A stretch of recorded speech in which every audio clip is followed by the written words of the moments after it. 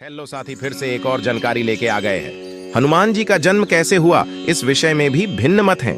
एक मान्यता है कि एक बार जब मारुति ने अंजनी को वन में देखा तो वह उस पर मोहित हो गया। उसने अंजनी से संयोग किया और वह गर्भवती हो गई। एक अन्य मान्यता है कि वायु ने अंजनी के शरीर में कान के माध्यम से प्रवेश किया और वह गर्भवती हो गई। एक अन्य कथा के अनुसार महाराजा दशरथ ने पुत्रेष्टि यज्ञ से प्राप्त जो हवि अपनी रानियों में बांटी थी, उसका एक भाग गरुड़ध्वज उठाकर ले गया और उसे उस स्थान पर गिरा दिया जहां अंजनी पुत्र प्राप्ति के लिए तपस्या कर रही थी। हवि खा लेने से अंजनी गर्भवती हो गई और कालांतर में उसने हनुमान जी को जन्म दिया।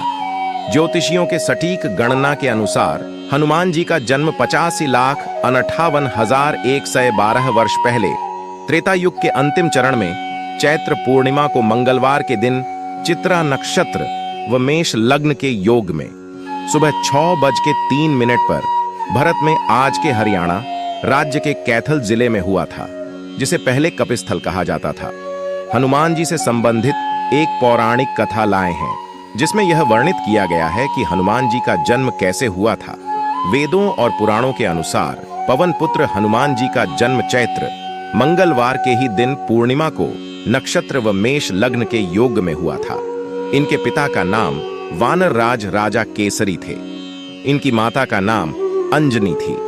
रामचरितमानस में हनुमान जी के जन्म से संबंधित बताया गया है कि हनुमान जी का जन्म ऋषियों द्वारा दिए गए वरदान से हुआ था। मान्यता है कि एक बार वानर राज केसरी प्रभास तीर्थ के पास पहुंचे। वहां उन्होंने ऋषियों को देखा जो समुद्र के किनारे पूजा कर रहे थे। तभी वहां एक विशाल हाथी आया और ऋषियों की पूजा में खलल डालने लगा।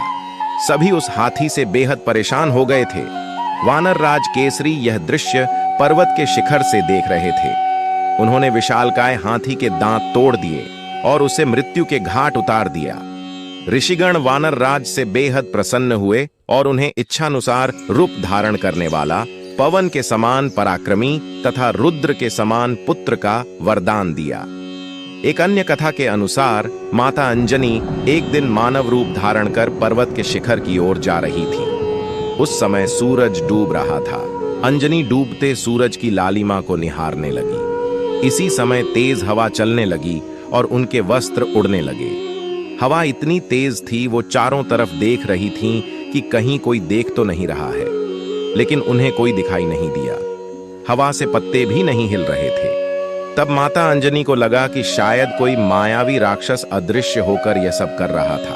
उन्हें क्रोध आया और उन्होंने कहा कि आखिर कौन है ऐसा जो एक पतिप्रायण स्त्री का अपमान कर रहा है।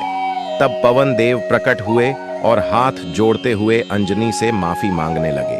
उन्होंने कहा, ऋषियों ने आपके पति को मेरे समान पराक्रमी पुत्र का वरदान दिया है, इसीलिए मैं विवश हूं और मुझे आपके शरीर को स्पर्श करना पड़ा। मेरे अंश से आपको एक महातेजस्वी बालक प्राप्त होगा। उन्होंने यह भी कहा कि मेरे स्पर्श से भगवान रुद्र आपके पुत्र के रूप में प्रविष्ट हुए हैं, वही आपके पुत्र के रूप में प्रकट होंगे। इस तरह की वानर राज केसरी और माता अंजनी के यहाँ भगवान शिव ने हनुमान जी के रूप में अवतार लिया।